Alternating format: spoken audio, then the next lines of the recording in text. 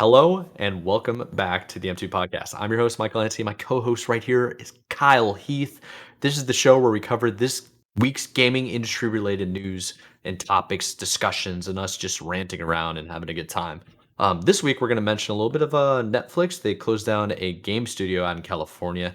Activision has some news. I mean, I feel like Activision's always busy with something going on every single week. We got Assassin's Creed update, Tales of Kenzera, which is kind of similar to Kyle. What would you say? Like, it's almost a scroller game. They're Yeah, side like, scroller kind of thing. yeah, side scroller. Thank you. Yeah, that game looked awesome. So I'm Yeah, really excited to get to I that. loved the story behind it too. So that's why I'm like, Yeah, I wanted to put it in.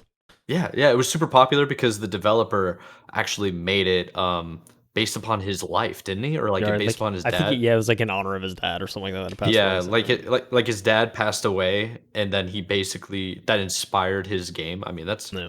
obviously, if that happens to you and it's somebody you're close with, that's going to inspire a couple of Oh things. yeah.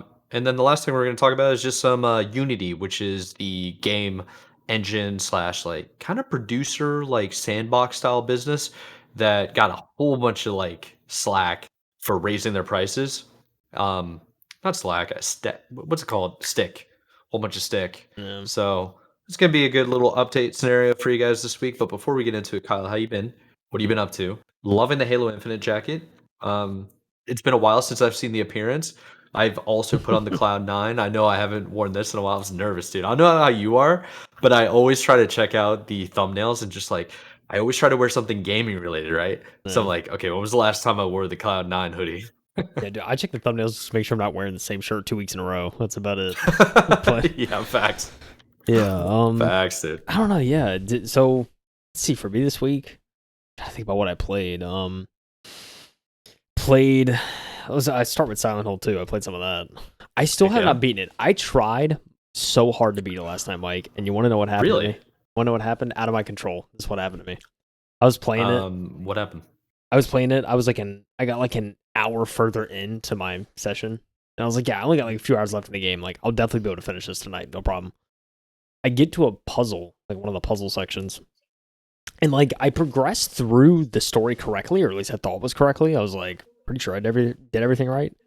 And so I got to a point where I was like in this puzzle, and there was like a part of it that didn't seem to be working right. And like I tried like a bunch of different stuff. And I eventually got to a point where I was like, let me look this up because I swear I'm doing this right. And so I just like looked it up real quick. And I'm seeing progressions of like other people that I've played. And it's like they gotten through the section that I had gotten through and they went to this puzzle and like it was way different. Like because they progressed through the story. I was so confused. And so I was like, after like 10 minutes of just scratching my head, I'm like, dude, what am I doing wrong? I was like, you know what? Let me Google something real quick. So I was like, Of course. Silent Hill game breaking bug. Because I feel like this has to be a bug at this point. I'm like, there's no way this isn't a bug. And so I was like, I wonder if other people are having this issue. So I like Google it. First, I see like 4 or 5 articles talking about recent patch in Silent Hill 2 breaks Labyrinth puzzle, which is the puzzle I was on. They released a patch that literally introduced a game-breaking bug that you cannot progress through a section. It's like, so dude, there were games like that back in the day too for like Super Nintendo and 64 that if you beat the game too quickly or you went a different path, that you weren't supposed to, like kind of like Halo's kind of like this too. If you skip a checkpoint where it's like you were so quick that you went around part of the elements in the game to get to a different point, because you didn't get that checkpoint before, you can't progress. You have to go back. Yeah. I've heard of that, That's like with linear based story games.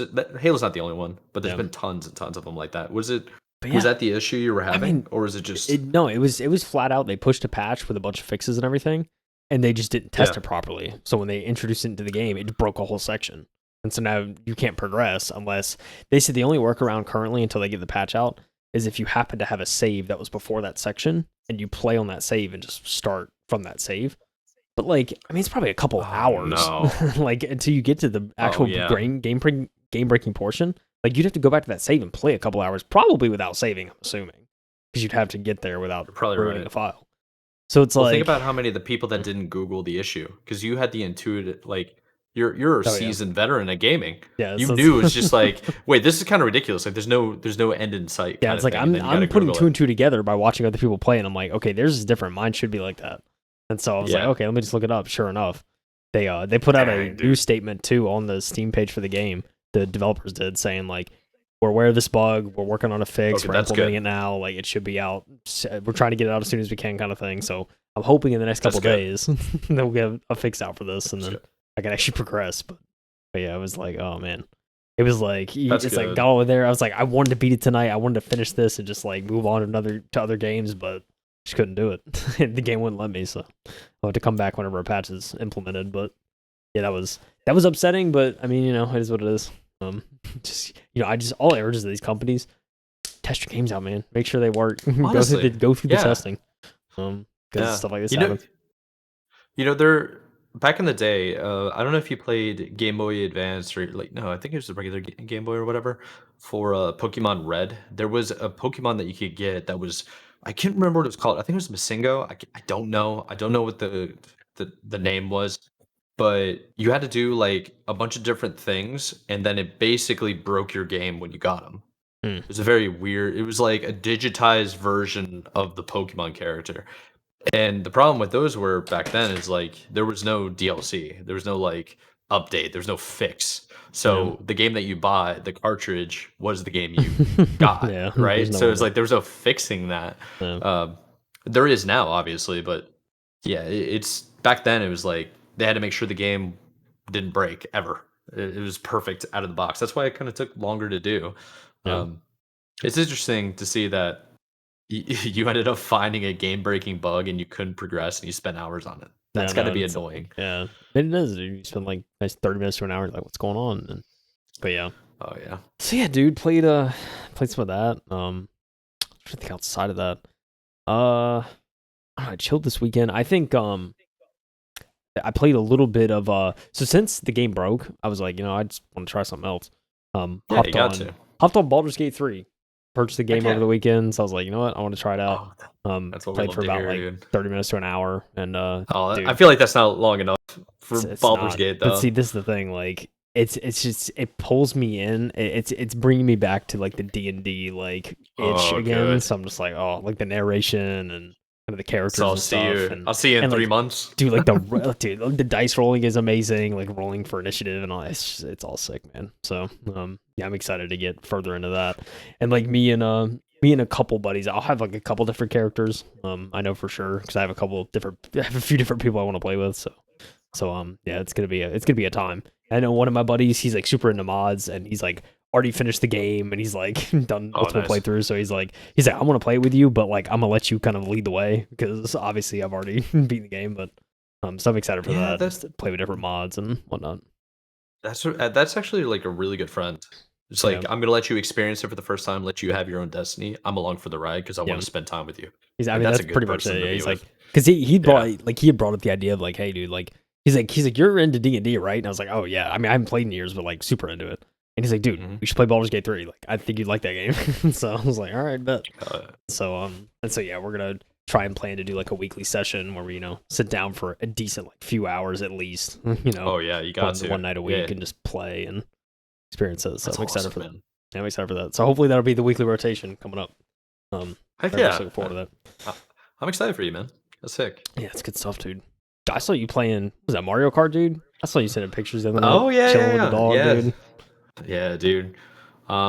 It was kind of like a test, right? Because the background was so blurry. I was like, Yeah. only real ones are gonna know this, right?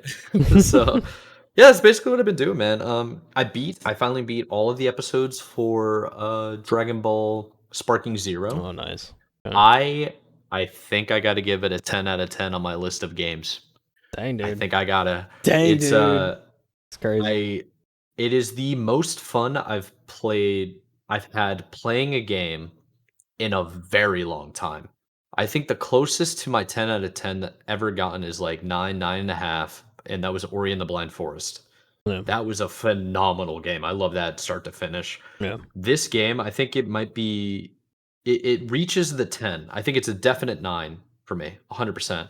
But Hmm. it gets to the 10 factor because I have so much nostalgia playing Budokai Tenkaichi games.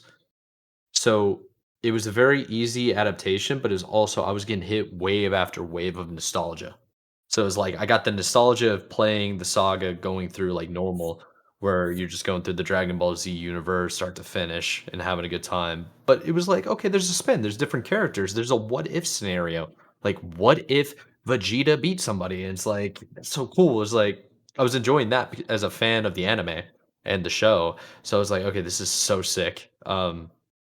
So I was very into that, and the tipping point for me was the fact that you didn't need a battle pass. You didn't need to actually use real world money and currency to unlock things. Everything was unlockable based upon your merit of skill.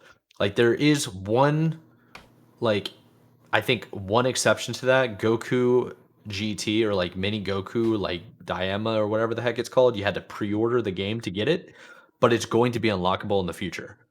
So it's like, kind of right. Um, the thing that got me over the edge though, really, is like playing with one of my childhood friends, and we grew up playing Dragon Ball Budokai Tenkaichi 3, and we were Yeah. like That's amazing. so into it, dude. Yeah. And we were right back in it, and dude, we were like straight up giggling to ourselves because of the old moves that we were doing. Yeah. And like teleporting back and forth, like instant transmission, like dodging everything, punch each other, launch each other. And it's just laughing hysterically about like how uneven the power level dynamic was between certain characters. It was like I Yeah. went legendary Super Saiyan Broly, which is like an S tier character, and he had base Gohan, teen Gohan, before he went to Super Saiyan 2, and I was just destroying his soul. And there was nothing he could do about it. And he's like, Yeah. he's a really good player, but it's one of those things where tier list power dynamics of the characters matter a heck of a lot more than you think it might. Especially if you both are like equally skilled in combat of fighting games, which we pretty much are. I think he might be a little bit better than me, but it's just even. Like we take games off of each other. It's fun. So been playing that, beat the game, fantastic game. There's bonus battles, bonus scenarios that people have made. There's stuff online that you can do. Kind of think of like Mario Map Maker or whatever it's called, Not Mario like Super Maker. Mario Maker. Yeah. Yeah, yeah. People are making their own levels, their own scenarios, their own what's it called? Story modes Own and like arcs, dude. own arcs, yeah. It's just so much fun. Very, very cool. I haven't played a whole lot of online. He has. He loves it. So Yeah. I trust his judgment a lot. It's a fantastic game, dude. Yeah. Very good. It's a good Very one, dude. excited. It's awesome. Um, yeah, and then just getting into Mario Kart 8. Yeah. Just racing, bro. Yeah. It's So I having fun. think one of my buddies played the Dragon Ball game, but I for some reason I don't think he was like a huge fan. He said like the fighting and everything is obviously amazing, like the cinematics and whatnot. Mhm. I don't know that I can't remember exactly what he said about it, but there was some aspects about it that he wasn't a fan of. But hey, I don't know. I mean, There okay, there are moments where maybe I could see people being upset because they try to, if you understand what they're doing, you accept it.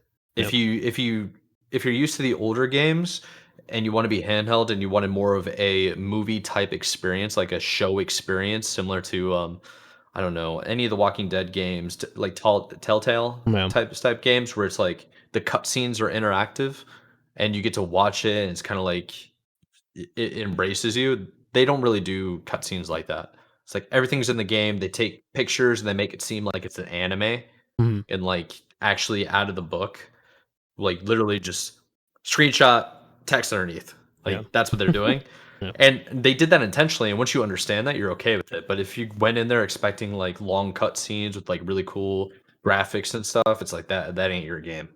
So Okay. It's fair. It's I could fair. see I could see if you talk to him and he says that makes I'll sense. have to. I don't Yeah. understand why you wouldn't like it though. Yeah, I'll have to like go back in our DMs and find it. But if I figure it out, I'll send it to you like afterwards.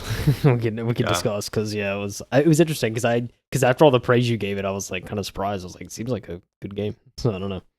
it's phenomenal, dude. I absolutely love it. Yeah, Oh, side note, since this is actually gonna be coming out on a Friday, right? Little plug. I should have asked you before we started, but I mean, it's go okay. for it. Go for it. The doing a Halo 2 LAN party in Charlotte. I got like 12 to 15 people coming. We're gonna try to stream it on Twitch so long as the internet is good. And I've been working really hard to get enough quality, to get enough POVs. I actually just now found out how to get Astro mic listenings to work. Oh And shoot, for dude. those of you that do not know what that is, It's when you toggle all your different mix amps together. Well, let's start at like a basics. If you're watching a stream and it's FPS, specifically Call of Duty, Halo are the two main ones. I think Apex too. And you want to hear what the voices, like the team chatter is, you need like a line in to the computer that's streaming it. I Yeah. figured out how to make it work. I need to test it in the next like 24 to 48 hours, and that's my goal is to have actual team mic audio running with POVs. And boy, am I excited. P2, P2, P2. Yeah, P2, P2, P2. Yeah, I'm kind of nervous about what people might say, so I need to talk to them about like, hey guys, don't say anything derogatory. If we actually do listen, No gamer words, as our boys used to say. Yeah. No, that's exciting, man. I'm definitely gonna be tuning in if if it happens for sure. I want to check it out. Yeah, I want to see the setup and gameplay. So yeah, I made you a mod, so you got to help me out if anything gets out of control in the chat, dude. All right, say less. Yeah. Say less. Dude. I might actually give you a remote desktop login for a kill switch in case anybody says anything bad. Oh, okay. you log in and Alt F4 until the TV the thing shuts off. Just give me the blacklist of words second I hear it. Yeah. Seriously, no. Like the list of people that are coming, it really shouldn't be like that. To be honest, I'm kind of just memeing a little bit. It's gonna be clean. I'm sure there's gonna be a couple of times when people are gonna say like some curse words, but no like actual slurs. There's not gonna be anything like that. Right. It's just gonna be fun. Overall, a good time. And it's gonna be our first time really trying it out. So that's. I mean, it's I don't know. It's gonna be prep for the actual Halo 2 LAN, I think. So the Vegas LAN. It really is. It really is prep for that. I'm curious how they're gonna do it. Because they have enough equipment and enough money to make it happen, but I still very curious how that's going to work on their end. And honestly, like so many people have been doing these like lands and streams. There's been one in Utah. There's been one in Las Vegas where the actual land's going to be in 2 weeks, 2.5, yeah, 2.5 weeks. And it's like, why has nobody been displaying the game audio, the game chatter? And I think it's because they don't really know how, or they don't have the extra equipment. So I'm like, let's figure this out. Let's like get to the bottom of this. I want to have this going. See if I can one up these people. Always and forever, brother. We'll see. Yeah. But I think that's enough ranting, dude. Shall we get into this week's news? We really should, Mike. Really should. Yeah, tell us what's going on in the world of Netflix in California. Talk about a game studio shutting down to start us off, Mike. Unfortunate. Oh, I'm great. I'm bummed. Not great, but hey, we gotta talk about it because I think it's interesting. So starting off this week, Netflix shuts down California game studio. Some gamesindustry.biz, Sophie McElboy. 3 key members of the internal developer have left the company. So Netflix has shut down a AAA Southern California game studio known as Team Blue, as reported by GameFile. Netflix confirmed its 5th internal studio has been closed and that 3 hires on the team had left the company. This included studio lead Chaco Sonny, creative director Joseph Staton, and art director Raphael Garcetti. I like that name, Garcetti. Sonny was hired in October 2022 to lead the studio, followed by Staton in April of 2023, who is set to work on a new AAA IP. Garcetti joined the team in May of 2023 to work on the same project. GameFile said the studio was pursuing a big-budget multi-device strategy. Last week, president of the Netflix Games, Alian Taskin, brought a former Epic vice president of game development, Jet Schroff, or Jeet Schroff. It's like 2 E's, so I want to say Jeet, because like Jet is one E. Jeet Schroff, I don't even know that's right. As reported by Business Insider, Schroff is now vice president of games tech and portfolio development. This change reportedly came with a round of layoffs said to have affected 35 people. GamesIndustry.biz has reached out to Netflix for further clarification. I bring this up, Mike, because it's like we hear some about Netflix studios and kind of Netflix games, and it's not a good thing whenever a studio kind of shuts down and they have to clear house a little bit. So kind of gets me worried for Netflix games a little bit, but I don't know. What do you think, Mike? I feel like the Netflix stuff really got announced Well, it's been in the works for like what 5 6 years. I think it really picked up steam during the pandemic when everything was shut down and we were like hiring like crazy and everybody had work. Um, I think what's happening now because of the last year, what we know about all these different studios doing layoffs, perhaps they decided to pull back a little bit and go back to the roots of Netflix, of their business of just streaming like TV shows and movies and everything Netflix is known for. I don't know really when it comes down to the studios because they were trying to make a push for streaming games, so you wouldn't have any hardware. That's no different than what Stadia tried to do, and Luna. I mean, Luna still exists, but Stadia doesn't. Um, we'll see. Yeah, I don't yeah, know. yeah. I mean, it's a good point. I mean, we still see some studios survive. Yeah, Obviously, I think about like Stadia and just how that crashed and burned, but it's probably different than yeah, and Netflix that's games to a certain extent. But I does it is it that different though? Because Google has way more money and more influence than Netflix does. You yeah, know, I don't know. I feel like Google gives shorter leases for projects, though. I mean, they Netflix do, probably they would do. allow If more they time, but That's true. If Netflix and Microsoft's the same way, if they don't see any type of growth within like a certain amount of time, they just pull the plug immediately and call it quits.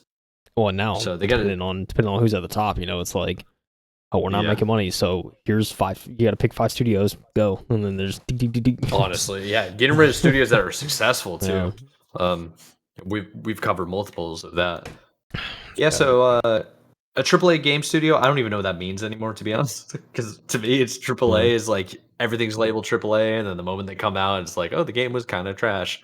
yeah, Looking at you, Ubisoft, uh, but that's kind of what it's been like, right? yeah. I mean, it kind of has been. It gets you kind of worried for Netflix games, but I want them to come out with like some heavy hitters. So to hear that Yes. A AAA project is, canned is not good, but I guess we'll wait to see with them. Yeah. Okay. So fifth internal studio gone. So that's You're not even letting these not good people news. publish, dude. No. No. It's not happening. I will say the one thing that's like a total bummer and it's kind of obvious at this point, but when you start losing studios and you're losing competition, it just makes it so one company is more likely to take up the market, I think. Um, Yeah. we need more variety. Just we need better games, I think. I mean, that's just So nothing but facts, man. We just do. mhm. But and I was hoping Netflix games, could have a chance to make some waves, but it's just not looking good so far. But Yeah, I don't think it's dead yet. I no, think there's definitely not. always But opportunity. It's just this is something to keep an eye on because that's not a good sign. Anytime you do layoffs, anytime you have studio leads leaving, that's not good. yeah, So, not good. It's a reflection of upper management. I'm just saying. oh yeah, So when you have studio leads leaving, that's not good. yeah, That's a bad time. so not good. You know what's Yes, not good, but sir. Activision's doing something to make it better, dude. New Call of Oh Duty's out yeah, today, by the way. If you're watching that, is it? yeah, it's out It's today, on dude. pre-order only gets in, right? Oh yeah, it Oh, is. dude, it's Crap, dude. 25th, dude. I know, We're I know, publishing this on the dude. 25th, and that is when My bad. Call of Duty I comes just did the out. math in my head. I It's realized I was crazy. like, oh yeah, we're talking in the future. My bad. We We sure are the are. future. Or the Uh, future. oh, dude. Okay, so this one's actually pretty cool. We've seen this a couple of times of Activision just kind of trolling the cheaters in Call of Duty, especially in Warzone. It is pretty cool what they're doing now. So let's get into it. This is coming from IGN from Wesley Yin Poole, who we've covered countless times. This article came out. What is that? Monday? Yeah, Monday in the morning. He's been working on this all weekend. Title of the article is Activision says it wants to catch and remove Call of Duty cheaters within 1 hour of them being in their first match. That's pretty Crazy. cool. So ahead of the launch of Black Ops 6, Activision has said it's using AI in its ongoing battle against Call of Duty cheaters. This is something we've actually mentioned several times. Remember how there was AI that was being used to what's it called? Become cheaters. They were using like AI robots, like physical robots and stuff, like grabbing the mouse and like doing auto aim. And Yeah. people were like, "Oh, you can't track this." And I remember I said this because I was like, everybody's freaking out about the AI. Oh, AI tracking, AI this, AI that, and then AI and the monitors are like giving unfair advantage. It's just like, if they're using super precise, never errored inputs, they can track that in the game by using AI and get rid of cheaters. So it's Hmm. pretty sick that Activision is doing that right now. Um, so Where was I at? Activision has said it's using AI in its ongoing battle against Call of Duty cheaters and hopes to kick cheaters out of the game within 1 hour of them being in their first match. Call of Duty has had a cheating problem for years, with free to download Battle Royale Warzone on PC suffering in particular. Activision has spent millions of dollars developing its anti cheat technology as well as pursuing cheat makers in the courts, with a number of recent high profile successes stemming the tide. I remember somebody got freaking cooked and they have to pay back for like 20 years or something insane. The life's done. I'd rather owe the IRS at that point. But video game publishers face an uphill battle in the war against the increasing sophisticated cheat makers. So Activision has announced plans to draft in AI to help. So this is coming from a quote directly from the Activision blog. So it says, fighting cheats today on the client where illicit programs are activated is a little like battling on a bad guy's home turf. It is their machine and their code. Kernel level drivers on PC have enhanced anti cheats reach, but cheaters are also offering cheats that go beyond the kernel, even going so far as utilizing special PC hardware that is designed entirely for attacking games and enabling cheating. Oh, you know what the PC hardware could be? A Corona Zen or Zim? Corona Zim, Rat behavior. it's crazy out here, dude. Yeah, it really is. There's a lot of rats out there. They know who they are. So, what our team, Activision, says has been working on in the future is a suite of tools that use AI to find and fight cheaters. So, what does this mean in practice? Activision said that cheaters can run and hide, but a trail exists. That's a fact. But what if that trail disappears? That's where AI powered behavior models come into play. This stuff is insane. Do you remember the article that we covered probably about 6 months ago, where they're now using AI to determine your behavior? So if you start cheating, or if you're like a routine player and you create Smurf accounts, they can accurately figure out like who you are based on your inputs of the game. It's crazy. So if you create a Smurf account, they will find out who you are based on your inputs and how you play the game and match it up with your other accounts and then put you in your normal rank, which is completely insane. It's absolutely insane. Where are we at now? So this is Activision is explains this. So cheat developers can't hide player behavior, how people play, the legit, the phony, the good, and the bad. Gives us information, and we use that to build ways to pick those bad folks out of the lineup. So we already have data from cheaters, but to help build out profiles for those god tier players, we examine the data from the Call of Duty League, where every match is recorded, every stat is preserved. There's more in progress around what we're doing with AI beyond behavioral models, and as work continues, we'll share what we can. Jeez, dude. As we near Black Ops 6 release date on October 25th today, Activision has made an ambitious commitment to players. It's targeting booting cheaters out of the Call of Duty within 1 hour.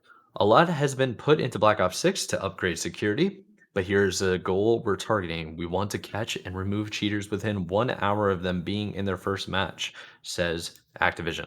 Activision calls this metric time to action, which it saw eventually make a positive impact. Yeah, which it does make a positive impact during Black Ops 6 beta weekends. It saw the cheaters were able to complete just 5 matches before being booted out of the game, with 25% all weekend 2 bans happening during the first match a cheater ever played. Meanwhile, 12,000 confirmed cheating accounts were stopped before they ever saw the inside of the match in the beta. Jeez. So 12,000 accounts of Call of Duty rats started to cheat in the beta. Bro. 12,000 before the game even loaded up. Freaking rats, Mike. You know, it's actually pretty funny. I was having a discussion. This is about the Call of Duty League, right? Because they said they're taking data from it. I was watching the Call of Duty League, and I know I said this to you about how I think the Call of Duty players are not actually good, like the CDL. Mhm. Is what I see them doing. They keep doing these like hero plays and like going for the stats, going for the kill, and not going for the win. I see that a lot. Like I see that more in Call of Duty, the CDL, than I have in any other esport. and I think it's very interesting. Like one of the things that I mentioned this to another Halo guy, like Halo Pro, and I was telling him, I was just like, dude, I think we can actually go over to the CDL and kick these kids like butts. And he goes, well, yeah, maybe if we got to the league, but the problem is we can't get to the league because there is a gatekeeping event of so many cheaters before you get into the primary league. So it's like you Crazy. have to validate that you're not cheating before you even get a shot to play with people that are at the same or like above your skill level, which is not good at all. Um, but yeah, that's just a little side note that I wanted to bring up, kind of like an anecdote. This stuff going on with the bots and the AI being used for anti-cheat, we might actually have a future of gaming where we're not going to have cheaters. I think that is very Possibly. possible. Possibly. Now, it comes with an invasion of privacy because it's profiling you Yeah, based on pretty your much. Yeah, inputs. pretty much. Yeah. Yeah, it's like a digital footprint, which is nuts. Yeah. What's your take, Kyle? I kind of ranted most of the time. No, man. Like, look, I think we have to, at this rate, it's like you have to find new ways to catch cheaters, and like obviously, kernel level drivers to a certain extent still don't work. I mean, Valorant's another example of that. Where people still cheated in that game, even though they had like crazy deep like prevention measures. Mhm. So I don't know. I mean, I think trying to use AI to determine kind of behavioral patterns could be the most accurate thing over time. Assuming the AI gets more intelligent, is able to scope stuff out easier. So, yeah, I mean, I'm for this. I mean, I think it'll be interesting to see how many false positives are found. I think that's really the big thing. Ooh, that's a good. Um, Well, the more false uh, positives there are, the more the algorithm can be perfected. yeah, and that's what you'd hope, right? So, Yeah. Yeah, um, you need error, I think, in all data sets. yeah, so I'm hoping for something like that. But yeah, I mean, a different approach to trying to catch cheaters, dude. I'm all for it. Like, give it a shot because if it's effective, like this could be more effective ultimately than just these kernel level drivers and stuff. Yeah. Like, if I see someone's getting 15 headshots in a row within like a matter of a minute, like AI is gonna be like, that's not normal, fam, and then they're just gonna boot 'em Yeah, out. well, the truth of the matter is like there are certain people that can hit 15 headshots in a row, right? But it's about precision, right? Yeah, So so it's like how precise are they? Are they landing on the same exact pixel yeah, every single time regardless of what the player is doing? yeah, Or are they like this high up on the hitbox over here on this part of the hitbox? And like for those of you that are just listening, I'm basically like moving towards the top left, top right, like dead center or just slightly off because their hitbox is it's a box, right? So it's like it's not exactly precise. right, yeah, But if you're always hitting them in the same spot, that something's up.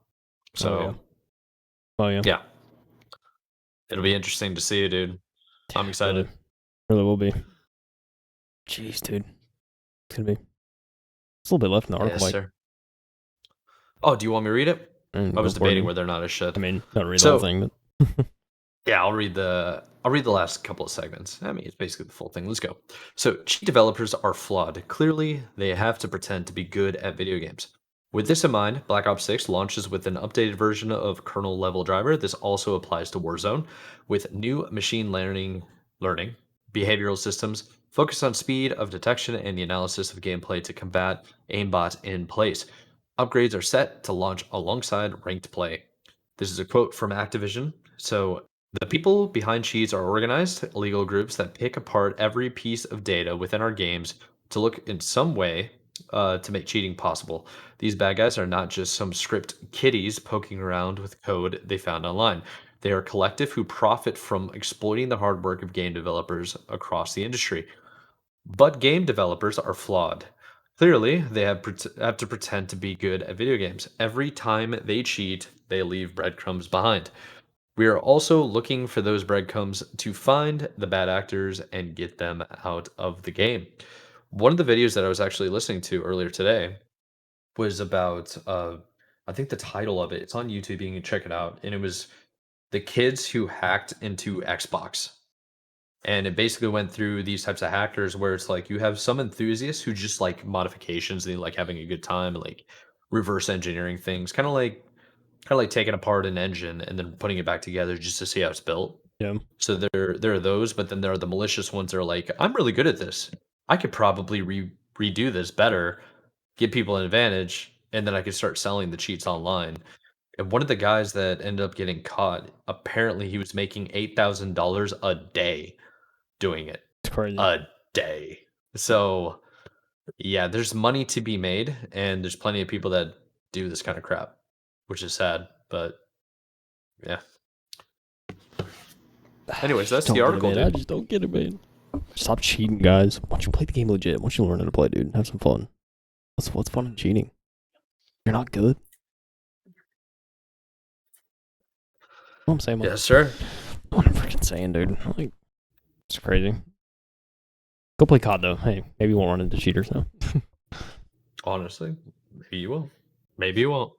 That's good news. That's good news though, because so many people cheat in COD, and to see that they're actually doing something to combat it. Trying Dude, they're something gonna have different, no less. anti-cheat before like any other shooter. It's gonna be sick. Hopefully. It's gonna be good. Yeah. Oh, listen, we got another IGN article, Mike. Ooh. Yes, sir. We're talking about Assassin's Creed Shadow, are we not? Remember Ubisoft, dude? Assassin's Creed Shadows Collector's Edition price will drop $50 amid canceled season pass and early access. Oh man, all right. This is Ubisoft trying to save face, ladies and gentlemen. Let's get into it. Ubisoft has cut the price of Japan set Assassin's Creed Shadows Collector Edition by $50 in lieu of the canceled season pass, scrapped early access plans, and the game's delay in 2025. The developer confirmed the price drop in a Discord post, telling fans it would now cost $230 instead of $280, and no longer contain a handful of bonuses originally announced. Ubisoft was a leading publisher behind the recent trend of offering early access to its games, which many have said is simply about charging fans more money to play often single-player games on their actual release date, and forcing those who would stick to the standard $70 edition to wait 3 extra days. Silent Hill was a proponent of this. I did not support this and just bought a day off. But yeah. Ubisoft had already made clear this would no longer be an offer in Assassin's Creed Shadows, announcing a single February 14, 2025 release date following a delay to its original plan of releasing the game across 2 dates next month, November 12th and November 15th. Get a nice little... I like the little desk-like pieces, I think, with Collector's Edition. I think it's cool when they have that. I think so too. The collectibles too, when it comes to video game collectibles, not very many people are buying them anymore. And we've mentioned several times how everything seems to be going digital in terms of the actual the games themselves. You have to download them and you don't get anything cool. Seeing collector's editions where they're going a little bit over the top now, it's kind of cool because it will be worth money in the future. A lot of them will. Like IPs, like Assassin's Creed in particular, that's going to be one. Gears of War, anything Nintendo. So, yeah, we'll see. Beginning to play Assassin's Creed Shadows on its actual release date of November 12th was one benefit of the Collector's Edition, and alongside these, it also included Season Pass being scrapped. Many fans who already committed to paying $280 wondered how the cost would be made up. Finally, almost a month after Ubisoft announced the delay and other changes, the company has confirmed the price drop of the Collector's Edition. The content will mostly remain as initially advertised, though some design elements may change, it said. Collector's Edition now includes the game, a statue of dual protagonists, Neo and Yasuke, an art book, a life-size replica of Noe's katana Shuba. I don't know if I said that right. A world map, wall scroll, and two lithographs at the for the $230 price tag. Ubisoft hasn't enjoyed go ahead. Sorry, I actually have to Google lithographed. What is a lithograph? I forgot what a lithograph is. Scroll up, let's see. Maybe it's... A lithograph is a planographic print-making process in which a design is drawn onto a flat stone or prepared metal plate, affixed by means of chemical reaction. Oh, I actually have one of those. Okay. I have one of those for what's it called? Tears of the Kingdom. Oh, very cool. Very cool. They're actually pretty sick. So Ubisoft hasn't enjoyed the promotional campaign it perhaps hoped for after revealing Assassin's Creed Shadows franchise entry set in feudal Japan that fans have requested for years. Some expressed frustration with inaccuracies in the game's depiction of Japan, leading to the development team to issue an apology and say the game is not intended to be a factual representation of history, but instead a compelling historical fiction. This comes despite the art director telling IGN Ubisoft looked to make the game as authentic as possible to match historical events just 2 months prior. Contradicting opinions? Contradicting statements? Who would have thought? It's crazy. It also emphasizes collaboration with external consultants and historians, but despite these sustained efforts, we acknowledge that some elements in our promotional materials have caused concern with the Japanese community. For this, we sincerely apologize.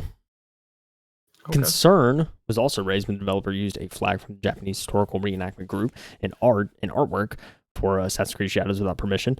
Ubisoft apologized for doing so, but refused to remove the artwork from the aforementioned and presumably already printed art book available in the collector's edition. The historical reenactment group said that this was not good enough, but Ubisoft hasn't publicly acknowledged it since.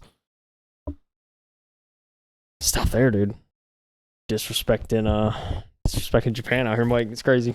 Yeah, I actually watched the video about a couple of Japanese people like watching the trailers, the gameplay, and they kept pointing out all the different flaws and how it wasn't accurate to the culture and stuff like that, and how it can't be a historical reenactment.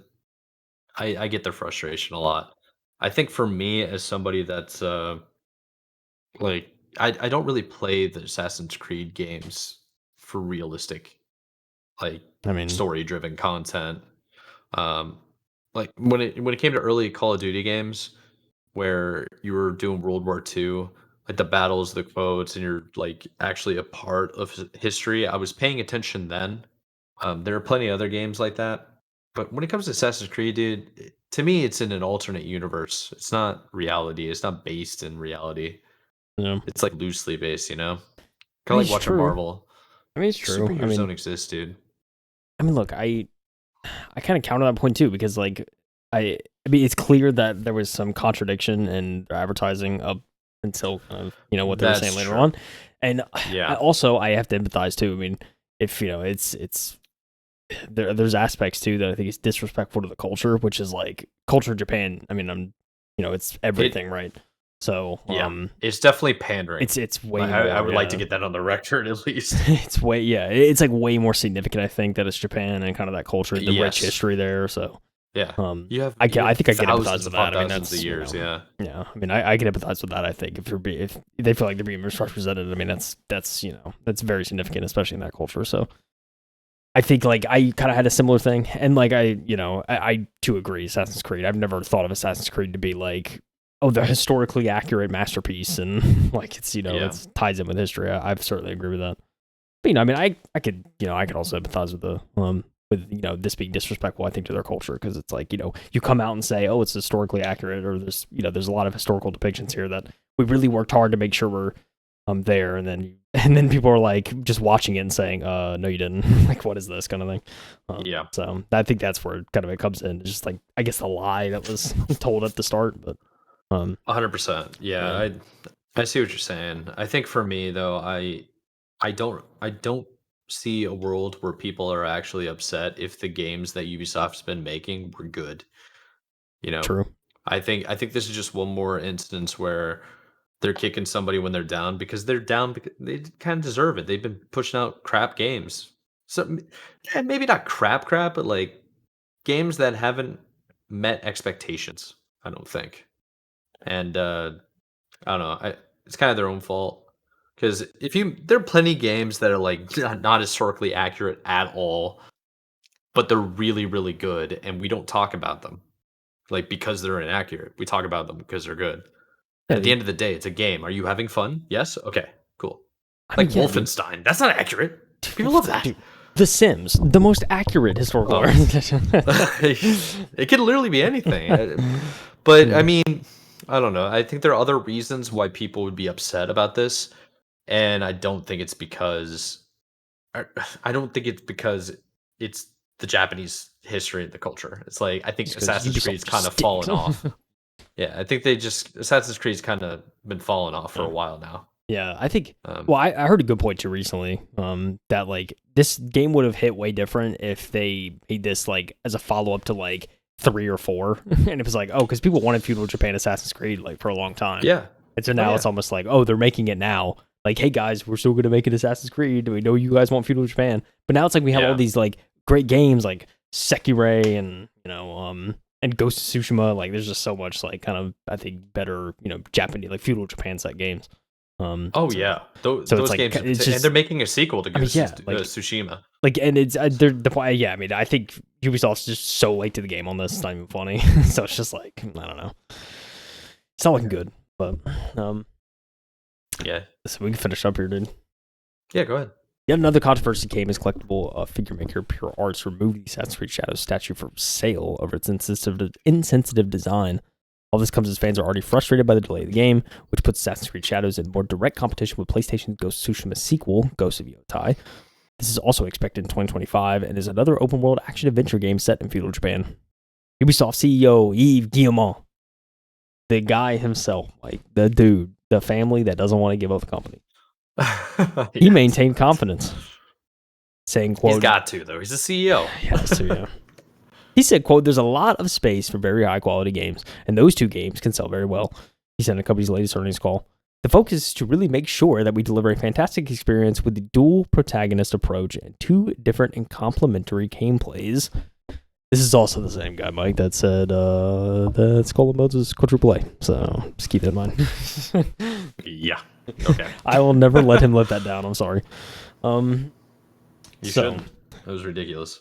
Assassin's Creed Shadows indeed features two protagonists, stealthy assassin Neo and savage samurai Asuke. The game story will weave between the two, but players can otherwise switch between them at will as they explore Ubisoft's open world take on Japan. So, I mean, February 14th. This is the thing, Mike. I'll say it right here, right now. You know what I will be playing in February? What's coming out in February? It got delayed, didn't it? Yeah, it sure did. What am I? Oh, you got to give it to me. Come on. See, it's the great Obsidian Entertainment coming out with the wonderful World of Avowed. Avowed. Yeah, that's right. Yeah, it's February 25th. Is that the date? Yeah, something like that. It's coming out in February. It is in the wonderful world of Pillars of Eternity.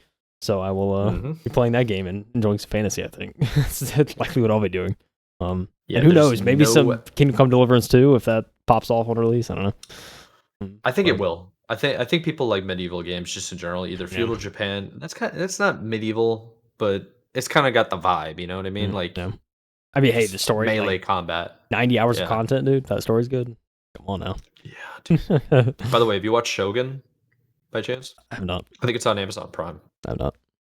Pretty good. It's about feudal Japan. You should check it out. Okay. Little prep. Whenever you get the chance, little something to like kind of entice you. So this is February 14th, allegedly, this comes out. Assassin's Creed Shadows, and that's on Valentine's Day in the States. I think Canada is, too. Huh?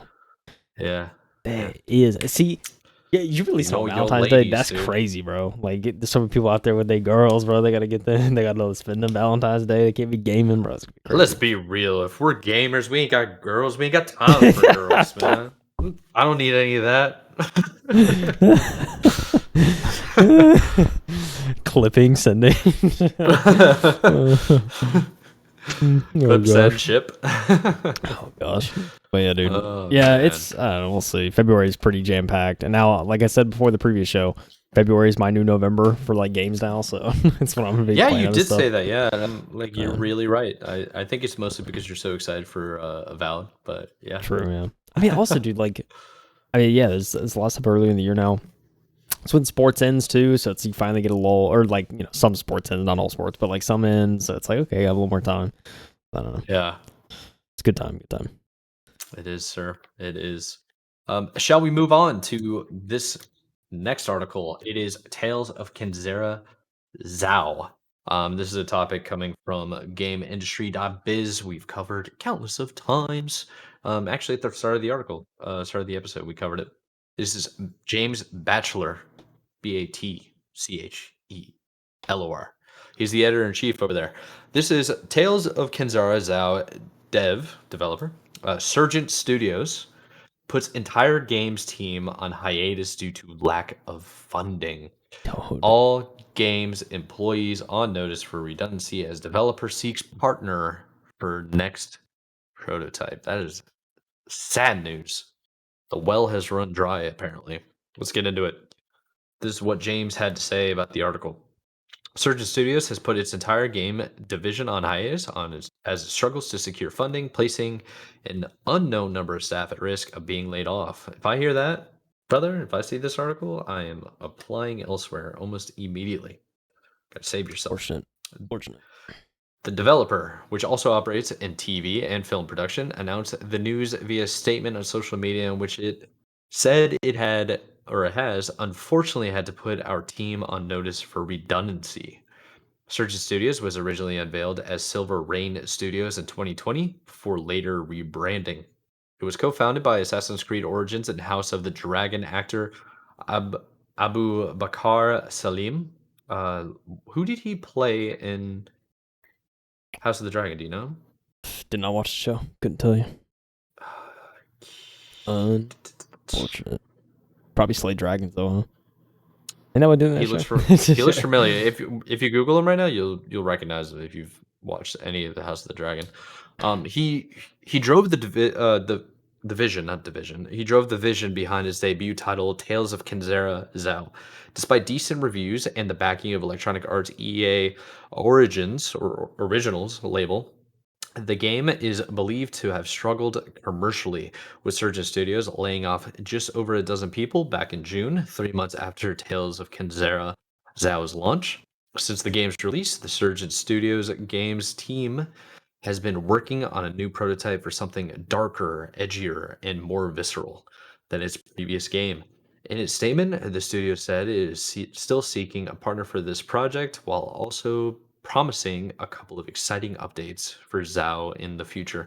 You know what's sad is I thought it was well received in terms of like reviews, but Yeah, thought so too. it just didn't sell. And I think I liked the story. I was very interested when I saw all the different previews and stuff. Yeah. But I will be honest, it didn't entice me enough to buy the game and play it. So maybe that was one of the issues. I don't know. Yeah. What do you think?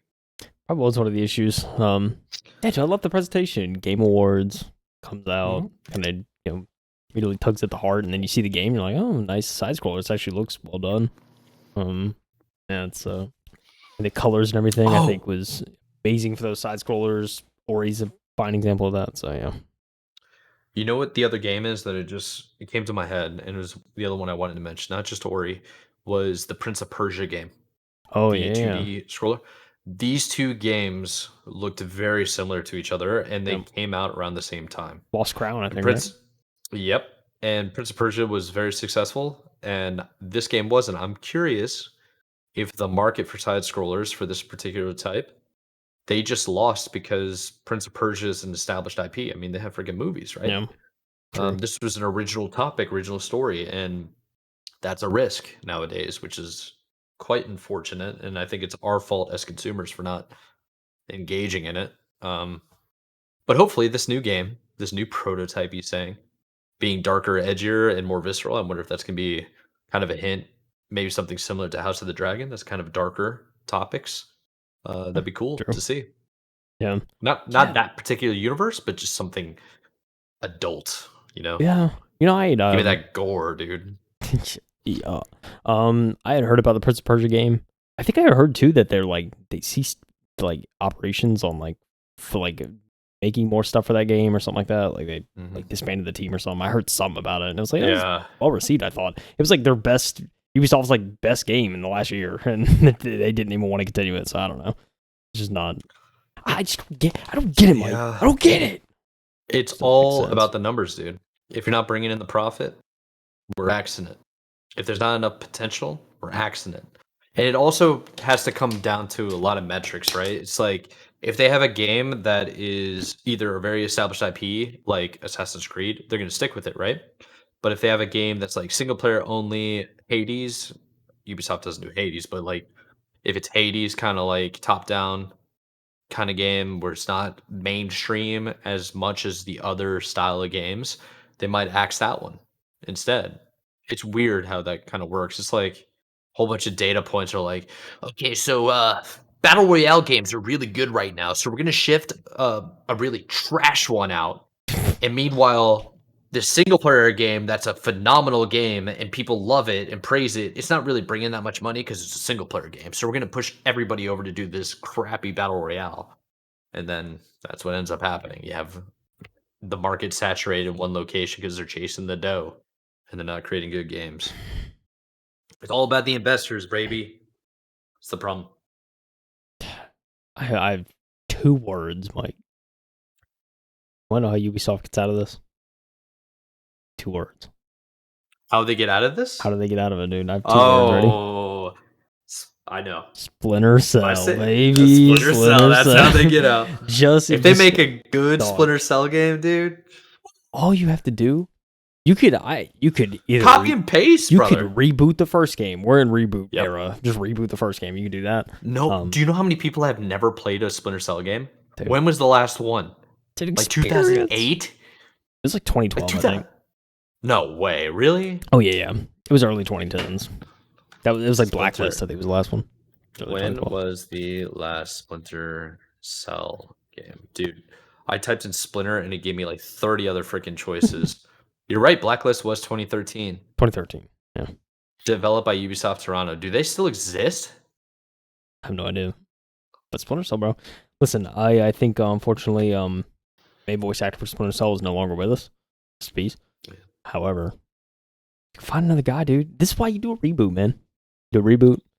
Get it going. Yeah. This thing, they could either reboot the first game or they could literally just like take the elements of the first game, update them for a modern engine, add maybe a couple things. You don't have to add a lot. Just add like a couple like different things. Yeah. I mean, dude, it'd show a new generation what Splinter Cell's like.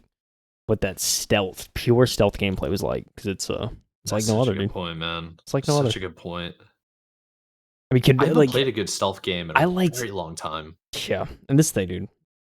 I honestly liked Conviction. I know Conviction got a lot of heat because it wasn't as stealthy. It was more like just run and gun. Which, you know, I still enjoyed it. I thought it was good. I liked the marking system and all that. I thought it was cool. Never played Blacklist. I'll be honest. Never touched it. I don't know if it's good. Haven't played it. Yeah, dude. Chaos Theory was amazing. Double Agent was Chaos good. Theory. Oh. Pandora Tomorrow, kind of the black sheep. Yeah. Still good. Like it's a series I love, dude. Made some YouTube videos on it years ago. It's good stuff, man. And I think I would kill for just a reboot or just like a remaster. I'd kill for that, man. So I think a remaster is where they should start. I think they should try to do something that Resident Evil did. Yeah. Where they just remastered, updated everything, and they made it functional. Bro, they need to do something like that. That's it. Ubisoft just needs to pull a Capcom. That's what they need to do. Honestly, take some of your old IPs, redo it.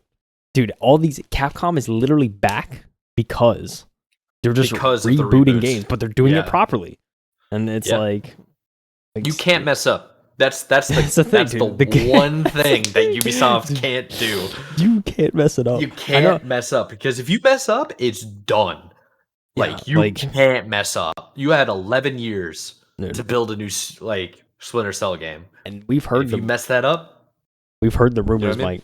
We've heard the rumors. Yeah, Black Flag remaster. We've heard the rumors. Could be happening, and I think it's something like that happens. Bring Black Flag. Do not mess it up. Bring Black Flag back. New coat of paint. Make it look good. You start getting in the good graces of people. You could be like, all right, listen, I know this ain't new content, but like, hey, we decided to just pull out an old trick and just make it look better. And like, hey, give people a reason to play again. Give new users an excuse to experience something that was great. I think Ubisoft, we just came up with this right now. Ubisoft just needs to Capcom it and just bring out some old titles, make them, don't mess it up. You know who else has kind of made a comeback? They fell off for a little bit, not in terms of like Ubisoft's fallen off because they've just been releasing trash, but people that like kind of forgot about is Rare. Rare coming back with the old games, like the reboots, and oh man, Rare Replay, and then Sea of Thieves. Yeah, telling dude, like that Sea of Thieves game, they're still updating it too. Yeah, I think a DLC just came out like 2 weeks ago. You want to know a developer? I think that. Yeah. You want to know a developer that is now making their own comeback, their own Capcom? You want to know who's doing it right now? Say people that made Silent Hill 2 remake. Konami, baby. It is time for them to come back, dude. They're pulling the Capcom, bro. They're bringing out these old games, making them good. Crazy. You know, it's weird. It's like I'm kind of torn. I don't know how you feel about this. I think I'm okay with them doing the callbacks, the reboots, and stuff like that, so long as it has the same features or more Yeah. that the original game had, Mm, and it's good. Like, that's the key thing. I'm yeah. okay with you redoing it, and honestly, I'd rather them do that than take this, like, bastardized version of my childhood memories and Frankenstein monster glue this together in a very, like, cheap knockoff POS that I'm gonna play in 5 minutes and be like, "This game's trash," throw it away, and never play it again. Because how many, like, reboots have you seen, or how many times they like, "Oh, here's a nice little corpse I can just Frankenstein Dude. monster electrocute this back to life and then dish out for $35," and then Yeah. send you a battle pass that unlocks all the features that you needed, Dude. aka Battlefront. This is the thing, bro. Do you want to know the worst reboot that is, to my knowledge, in the game industry recently? For me, I know mine personally, but what's I know yours? mine, dude. 2 years ago, this came out. Good old 2 Volition. years. Volition is no longer with Oh, us. They came out ugh. with the Saints Row reboot, and it was Yeah, dog meat. It was not good. Oh man, dialogue that's gross, trash, dude. base game It was a trash, bug but mess too. testing non-existent, trash. Like it just was not there, dude. It's a Uh, cash grab at that point. I feel like you're just it just insulting the was, dude. consumer. Yeah, dude, it was It it was upsets God, me, so man. bad. Yeah, I love the Saints Row like franchise, and so it was a total just like letdown. Yeah. It's like you could do this thing. That's what's dangerous about reboots is like reboots are not as surefire as like remasters. Literally just taking the old content No. and just like No. just remake, essentially just taking the old game and just remaking that beat by beat, add a couple extra like cool things for modern tech, Yeah. take advantages of modern tech, but like that's a Of safe course. bet. Like you reboot, it can be dangerous, dude. You can do it right, do it wrong. I don't know. Yeah, there is a risk, but you just need to be intentional, man. You gotta have the budget Yeah. to test. If you're not testing, what are we doing here? Yeah. Come They should push out patches. See that? I'm gonna come after Konami, dude. After I was just praising them. on. If you're gonna patch, do test. That's all I'm gonna say. Very true. Yeah, it kills me, man. It does. Kills me. I'm getting kind of heated now. Yeah, dude. Like, listen, what does Zelda do well? I think it was a timing thing. I think it was just came out at a bad time, and probably it's a great game, but yeah, just great story behind it. I hope these devs find some funding and get to make something different and try something new. So Yeah, that's all I gotta say, true. dude. That's true. All right, brother. How Should we about you end it? give us? Should we Yeah, end off, dude? we should end off with a bit of a update, kind of what the heck is going on over at Unity, Yeah. and break down. I don't know what Unity is because a lot of people have no idea why this matters. Yeah. So I think it's worth bringing that up to attention. It's true. It's true. I just realized too. Fortunately, the Halloween episode. By the time we post again, it's gonna be November 1st. Dang, it's Halloween, dude. We couldn't do it this That's week because true, it's too man. early. Can't do it next week. Oh, dang, timing sucks. Oh, that is true. We can't dress up. Yeah, I mean we could, but it would look weird posting on November 1st. It would, wouldn't it? Yeah. Yeah, whatever. I kind of want to do it anyway. We'll find out. We'll Play it by decide. ear. We'll play it decide. by ear, dude. And we'll come up with All something. right. What do you got to say? Listen, What's dude. going on with this next episode or this next Unity, they're trying to mount a part of it? comeback, Mike, with Unity 6. I feel like we may have talked about Unity 6. Maybe it was something else. In a Yes. recent episode, but we just saw this is a couple paragraphs. We'll show off a little video. Unity has released the latest version of the engine for developing games and interactive experiences. Unity 6 has a new workflows for creating online multiplayer games and more tools for projects intended for mobile platforms, including mobile web support for Android and iOS browsers. The engine promises improved performance, particularly in graphics rendering, and adds several features for creating more realistic environments via global lighting and other VFX. And it wouldn't be a tech announcement without some AI component. The company has also released a latest version of a Syntis neural network interface library for using AI models within the Unity engine. The company took a real hit to its public perception when it attempted to revise its pricing structure last September. The proposed payment model would charge devs a fee whenever a player downloaded their creation. The move led to outcry among game developers, particularly the indie scene. After a leadership shakeup and massive workforce reduction, the company walked back most of the charges it had announced. This September, the controversial fee was dropped entirely. And new CEO, new head trying to steer the ship, turn it. So yeah, it's cool to see. It's cool to see some some Unity stuff. I mean, so they have a little kind of 2-minute video talking about Unity 6, kind of showing off features and everything. So yeah, dude, and this is the what do you think, Mike? Really... we're trying to get the wheels turning again over at Unity. Yeah, they're doing some serious damage control, but I think the board of directors or the investors, like the big head honchos that were donating, giving all the money, really put a fire on them, because the moment the controversy started happening, they were like, yeah, no, get rid of everybody. They got rid of the guy that proposed it. They got rid of the guy that was the CEO. They were immediately like, let's get another guy in here, and he's been doing nothing but damage control. It's all been about not PR or marketing. It's been all about like going out to their previous clients, which are game developers, and being like, we're sorry. Like, let's work through this. Please come back. Don't go to Epic Games, please. So yeah, I think it's good. I think it's good for the scene when you have a tool like this, even though some of their practices are predatory and some people don't want to forgive them. I don't think you should. But what I am saying is having more tools at the disposal of developers could lead to better games. I think that's important. Of course. Yeah. That is the facts. Did you see those pant folds, Mike? I mean, come on. I'm showing the video right now. I did too, man.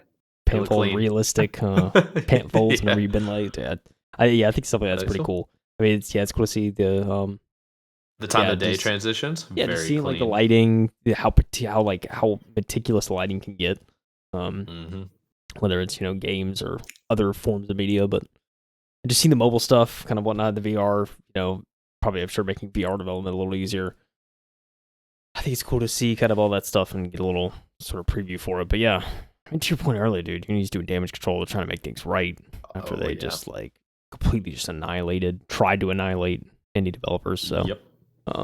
They're freaking out after that.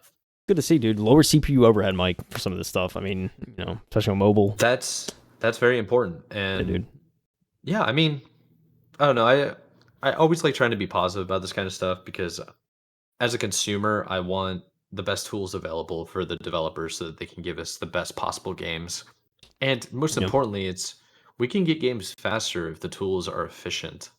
And I think that's important. How cool would it be if it gets so good and so easy to use that like ordinary people could use it with very little skill? Just open it up and create like a 5-minute flash game, or like a 5-minute I don't know, little tutorial or something. Who knows? Yeah.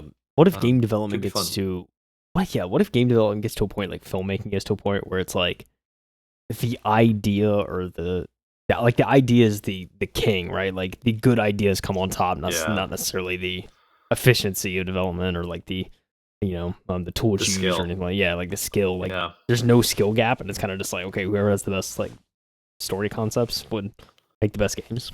It'd be kind of crazy to think about to get to that point. It would be very that is like a philosophical debate there.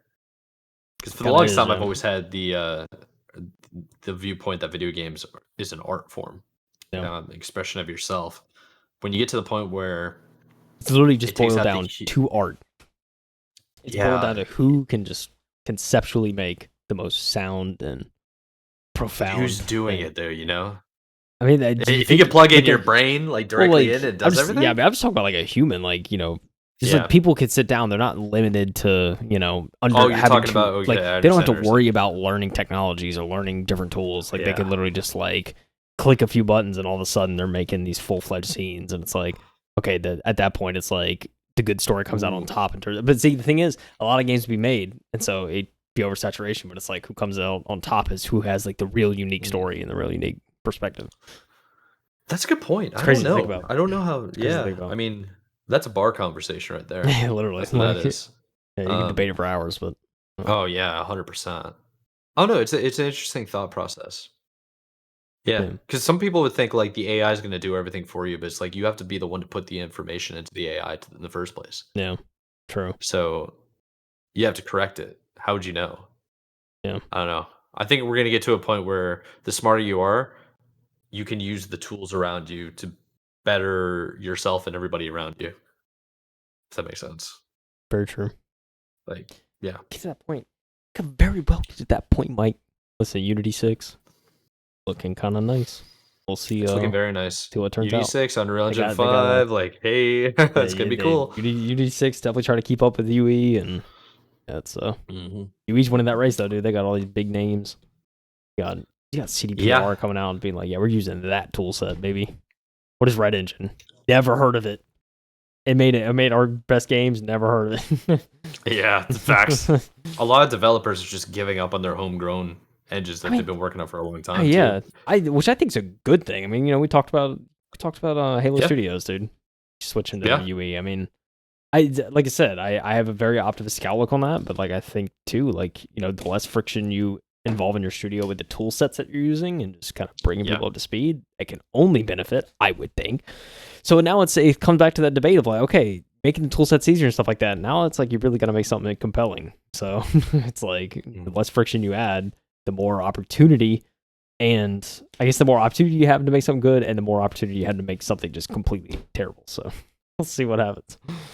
Yeah, I think it's interesting. So let me give we'll end this topic too, because I want to give 2 cents. I work in an industry where we use Autodesk modeling software. Yeah. And Autodesk basically has a stranglehold on the industry I'm in. Now, you would think that's a good thing because Autodesk is pretty good, right? The problem is that the original programs that Autodesk has was never finished. And it was never finished because there was no competition at all, really. It was like there was AutoCAD, but Autodesk now owns AutoCAD, and then there's Revit, now Autodesk owns Revit. So it's like they have a monopoly almost. Like there's what's it called? Like some stupid like Google Sketch or something where you can do 3D images and 3D modeling of buildings, which is what I work in. And it's like, okay, cool, that's fun, but it's like, dude, I had more customizability in like The Sims modding than I do in Autodesk. Halo Forge, man. Yeah, Halo Forge. Honestly, there's like it's kind of like that, and it's because there's no competition when it comes to the construction documents. Yeah. There's really only one place to go, and the licenses are very expensive, thousands of dollars a year for one license. And by the way, their software isn't backwards compatible, so if your client is working in the newest model, guess you need that license. Oh, they're working the older one. You need that license. They handicap the licenses, bro. Oh, that's crazy. Yes, dude, and it's crazy. So they gatekeep it. I can't believe that. That's like old. They gatekeep that's like old Photoshop, dude. Subscription service. You're just you gotta buy the license. It's insanity, and I don't understand why nobody has like found this to be insane. It's like, why is nobody branching into this industry and going, I can do this better for all other disciplines that are involved, and then just take over the scene? If you make that free, game over, bro. Free with a couple little ads, see ya. Put the competitor out of business and freaking lift that, like Lyft and Uber that. Put all the taxis out of business, raise the prices after they're gone, but make the product finish. Like they don't have it finished yet. It's fundamentally broken, and there's no incentive for them to finish it. So I'm using that as an example of like, this is good that we have multiple tools because that means the other tools are going to get better. They're going to add more features for the same price. There's always going to be some type of deal. That's why. And if there's not, then they bail. It's the good old Intel AMD. Like AMD finally caught up CPU wise, so Intel had to try and one up. And now it's like now we have two actually comparable CPU options, and so it only made things better. Now AMD and Intel. And who else is making graphics cards? I think that's really the only other two. NVIDIA, AMD. No, NVIDIA is the main one. I'm talking about like who can catch NVIDIA because they're so far ahead. The AMD's like the closest, man. Like yeah, and even then, like the comparable thing with them is just price to performance ratio. I mean, it costs a lot to get an NVIDIA, dude. I mean, it's definitely cheaper. That's the thing. But that was what's great about Intel and AMD with the CPUs. Is like AMD's cheap CPUs were so good. Intel was like, oh, we gotta lower our prices. Crap. Dude, they had more cores. It was more of a workhorse, and it was cheaper. It was like, yeah, we need to go with this. Yeah, my first build, dude, my first PC had an AMD. Hey, let's go. Mine has an AMD right now. Nope, pretty good. Yeah, but now I'm all Intel, and it just changed. But. This thing might do. Well, man, that's Unity 6 coming to a PC near you. It's gonna be good. I think it's gonna be really good. Yeah. It looks clean too. I like those graphics. We always hype up all the stuff with Unreal Engine, and just to see Unity 6 come over here is just like, oh, this actually looks pretty cool. Looks pretty good. Sure does, dude. Sure does. Yeah. The market's alive, dude. Yeah. You have another article for us? You just hit yourself in the face with the mic. Dude, no. I hit my headset. Yeah. Well, but dude, I'm out of articles this week, Mike. Sorry. Hate to break it to you. That's all I had. No. No. Well, I think we let the people go. We kind of started a little bit late today because I guess it was my computer because it took a long time to restart. I don't know, We were having mine major was- issues. Yeah, I had to Yeah. restart mine too. It was bad. It was It cooked. wasn't good, dude. No, it was not good. It's a little bit late, so let's call it where we see it and let the people go. And yeah, I mean, usual closeout topics that I mention every single show is if you like what you heard, like and subscribe. We appreciate that. But most importantly, links in the description below. Go click those. Go check out the other articles of like actually the ones we read, and yeah, show love and support there. What do we got? Timestamps. That's the other thing. Timestamps with the topics of everything that we covered. If you want to come back, check it out later. We try to help you out there. And we got social media links as well. So check us out there. And that's really it. Kyle, do you have anything to add? Nah, dude. Play Unity. Play Unity. Play games with Unity. Play Unity. Play games with Unity. By the way, download it on your phone. Yeah, That's dude. basically what's there. Download the game. Yes, sir. Let's go ahead. Let's close out. We appreciate you guys for tuning in. I'm your host, Michael Hensey. My co-host, Kyle Heath, has been the M2 Podcast, episode 40. We'll see you next week for, when is it? Yeah, it will be November 1st.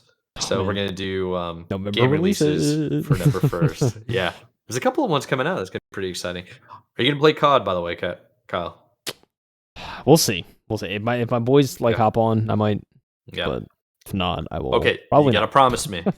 If you hop on, double check for 2v2 blue, what's it called? Blueprint. Oh, Firefight or whatever the heck it's yeah, called. like 2v2 face off or whatever. Yeah, yeah. They do blueprint weapons. Love that. Yep. Absolutely love it. Love talking trash. Love popping heads. It's so much fun. So Yep.